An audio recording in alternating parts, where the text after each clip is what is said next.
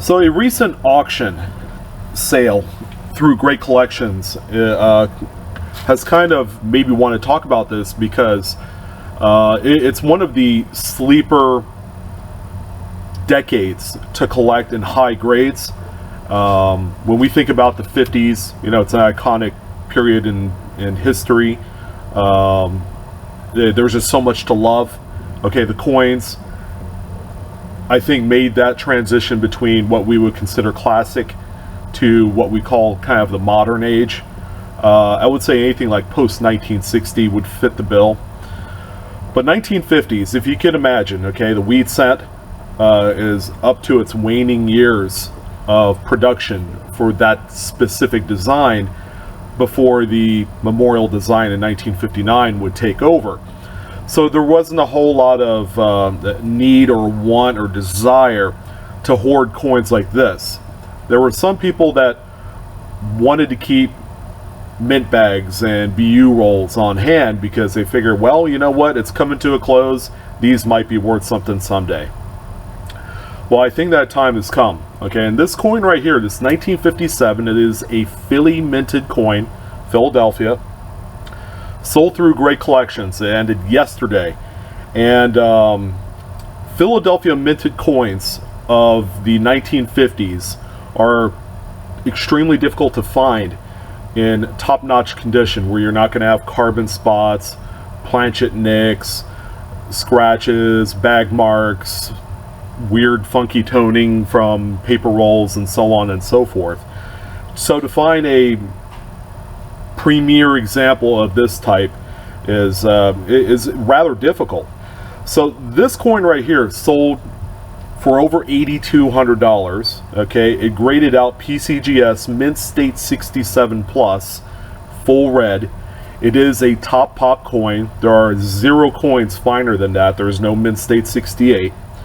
And it kind of makes you realize that all coins of this decade produced in Philadelphia, where the quality isn't as good as the Denver coins, which is why you see a lot of planchet issues and cracks and lots of die wear and so on. They're all collectible. Maybe save 1958. The BU, same type of grade as this 57, isn't nearly as valuable. But from 1950 all the way to 57, coins in 67 and up, it's really hard to find. So these are still out there. So if you do find them, there are a couple different places you could check to find something like this. Okay, and I've actually compiled a little kind of like a keynote area right here on this page. And again, just recaps the coin, the sale. It is auction number 602103 through Great Collections, if you wanted to check it out for yourself. And again, you see highlighted there the places where you can find these. Coin roll hunting I added in there. It's probably your least likely destination to find gem BU 1950s Lincoln cents, unless someone deposits a huge collection that was passed down to them. But the likelihood of that happening is really low. Your best bets are going to be BU rolls, sealed mint bags, and checking through like albums, coin dealer stock, coin show stock are going to be your absolute best areas of opportunity to find a coin like this. I would say 1 out of every 1,000 has a chance and the opportunity to hit past Mint State 66.